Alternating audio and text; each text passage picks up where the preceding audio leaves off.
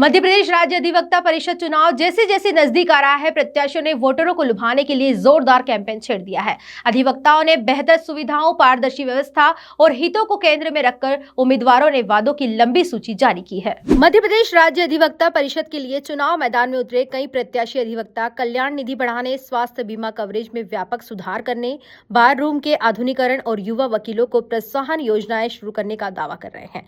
कुछ उम्मीदवारों ने लाइब्रेरी को डिजिटल मॉडल पर अपग्रेड करने, ऑनलाइन रिसर्च टूल्स उपलब्ध कराने और कोर्ट में तकनीकी सहायता बढ़ाने जैसे आकर्षक वादे भी किए हैं। वहीं वरिष्ठ अधिवक्ताओं के लिए पेंशन योजनाओं को मजबूत करने और महिला अधिवक्ताओं के लिए सुरक्षा और सहायता केंद्र बनाने की घोषणाएं भी सुनाई दे रही हैं। वहीं दूसरी ओर कुछ प्रत्याशी परिषद में पारदर्शिता और भ्रष्टाचार मुक्त कार्य प्रणाली लागू करने को अपनी प्रमुख प्राथमिकता बता रहे हैं। उम्मीदवारों का कहना है कि यह चुनाव सिर्फ पद के लिए नहीं बल्कि वकीलों के प्रोफेशन की गरिमा और सुविधाओं को मजबूत करने की दिशा में निर्णायक कदम साबित होगा। देखिए, मेरी जो मध्य प्रदेश के अधिवक्ताओं के लिए एक इस चुनाव में मुद्दे हैं, वो थोड़े से अलग भी हैं और संवेदनशील हैं।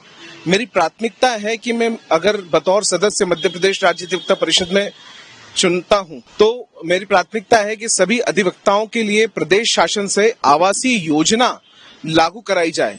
देखिए, ये कोई नया मुद्दा नहीं है। हमने देखा हमारे जो दूसरे बौद्धिक वर्ग जैसे पत्रकार, साथी, डॉक्टर्स, सभी के लिए इस तरह की योजनाएं शासन से लागू रहती है, लेकिन न्याय की जो सिपाही हैं, अधिवक्ता हैं, उनके लिए इस तरह की योजना शासन से लागू नहीं है। तो मेरी प्राथमिकता रहेगी कि अगर मैं सदस्य बनता हूं तो अधिवक्ताओं के लिए आवासीय योजना शासन से लागू कराने का मेरा सबसे पहला प्रयास है। दूसरा, हमने देखा कि आज बेसिक अमेनिटीज में स्वास्थ्य बीमा देखा जाता है। हम अधिवक्ताओं के पास में अभी तक कई सारे अधिवक्ता साथी ऐसे हैं जिनके पास खुद का स्वास्थ्य बीमा भी नहीं है। तो मेरी प्राथमिकता है कि तकरीबन 10 लाख रुपए तक का स्वास्थ्य बीमा अधिवक्ताओं को प्राप्त हो और न केवल अधिवक्ता साथी बल्कि उनके बीवी, बच्चे, माता पिता भी उस पॉलिसीज में कवर हो। ये मेरी प्रायोरिटी है। इसके अलावा पहली बार महिला अधिवक्ताओं के लिए मैटरनिटी बेनिफिट फंड के रूप में 50,000 रुपए की सम्मानजनक राशि मैटरनिटी के दौरान महिला अधिवक्ताओं को प्राप्त हो, जिससे अगर वे कुछ महीने काम ना भी करें तो उसके लिए वो चिंता ना रहे। देखिए, मेरी प्राथमिकता है कि अधिवक्ताओं के लिए एक बिना कोलेटरल का 50,000 रुपए से लगा करके 10 लाख रुपए तक का लोन अधिकृत बैंकों से प्राप्त हो, जिसके लिए उन्हें कोई परेशानी ना करना पड़े। ऐसे प्रावधान बनाए जाए जिससे अधिवक्ता साथी भविष्य में आर्थिक रूप से भी सक्षम हो सके। साथ ही साथ नवीन अधिवक्ताओं के लिए अधिवक्ता कल्याण निधि से जो राज्य शासन से 12,000 रुपए की राशि प्राप्त होती है, उसको बढ़ा करके 50,000 रुपए करने का मेरा प्रयास रहेगा।